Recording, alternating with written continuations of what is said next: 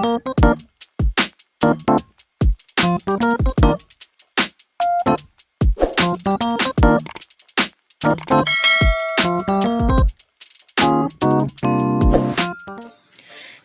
mga kapantin! Ayan. So, ang aming second destination nga ay dito sa Strawberry Farm. So, ayan na nga, busy ang lola nyo mga kapantin, picture ng batang ere. At ayan na nga, hindi na nakatakas ang iyong lola mga kapantin. Talaga namang nagpabili na ang batang si Ate Angel ng ice cream. Ayan, enjoy na enjoy siya mga kapantin. So, hulaan nyo kung magkano yan mga kapantin. Tag 50 pesos. Ayan na nga. Siyempre, dahil pumunta na rin tayo dito sa Strawberry Farm, hindi na natin papalampasin matikman itong strawberry taho. So, every cup niyan mga kapantin is worth 50 pesos. So, meron siyang iba-ibang size. Meron 60, meron 70 pesos. So, siyempre, hindi na tayo magpapahuli. Kailangan natin matikman yan as per experience. So, ayan na nga yung lola nyo, mga kapantin. Yan. So, sarap na sarap ako dyan. Ang mga time na yan, mga kapantin, kahit na bilog yung mukha ng lola nyo. So, ayan na nga. After nun, mga kapantin, pumasok na kami dito sa mismong farm. So, ayan. Pumasok kami dyan sa Sweet Charlie Road. Dire-diretso lang kami niyan, mga kapantin. So, ginagawa ko, binivideoan ko itong mga strawberry kahit this is my first time kasi mga kapantin makakita ng strawberry farm. Alam mo yon yung kasi 'di ba sa Bicol ako, wala ka talaga yung makikitang strawberry or anything na kahit nga strawberry jam, bibihira mga kapantin. Kaya so na-amaze talaga ako how strawberries grow mga kapantin dito sa kailangan kasi talaga 'di ba sa malamig siyang lugar. So ayan nga, napakalawak nitong strawberry farm. So ayan, iniikot-ikot ko lang. Ayan. Yan, bilog na bilog ang mukha ng lola nyo, mga kapantin. So ayan, kasunod ko lang dyan sila Isha, si Dada. Ayan. Si Angel na una na, mga kapantin. Sus kong batang yun. Nakasunod na yun kila tita niya, Bem.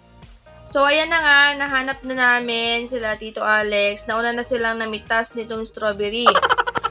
So, per kilo dyan, mga kapantin, is worth 700 pesos. Naku, 1 kilo, 700 pesos. For the experience lang tayo, mga B.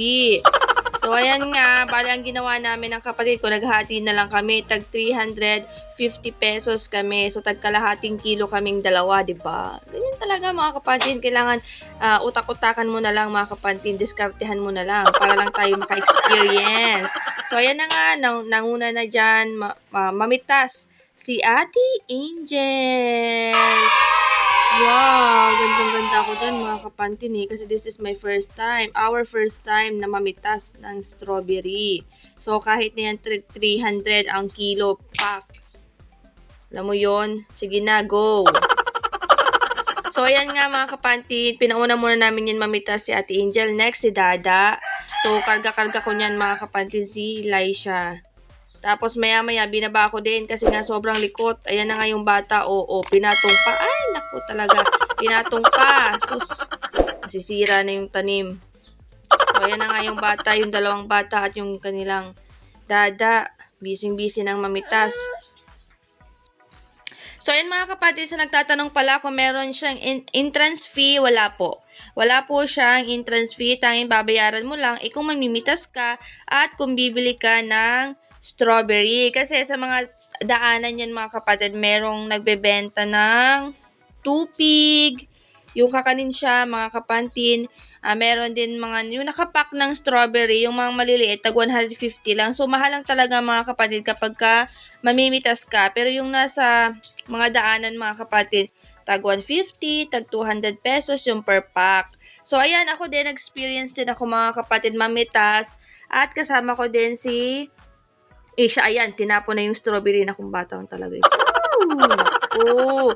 So, ayan nga mga kapantin. Bale, nagtanong si Ian kung pwede bang makatikim yung fresh pick na strawberry. So, ayan nga, titikman niya. So, ayan, sarap na sarap ang lolo nyo mga kapantin. Kahit na medyo maasim-asim, na medyo manamis. Yung talagang lasa niya, talaga mga kapantin, is maasim siya na medyo matamis. So, yan. Diyan ko kasi siya tinikman din talaga. Kasi nga, sabi ko na, ano ba talaga yung lasa niya? Kasi, di ba usually, yung mga strawberry, talagang matamis sila. Di ba Pero yung fresh pick pala, mga kapantin, is maasim na manamis-namis siya, mga kapantin. So, ayan na yung aming napitas, mga kapantin. So, diba? Yan na yung 350 pesos. My goodness. So, yan lang, mga kapantin. See you sa next, sa part 4. Bye!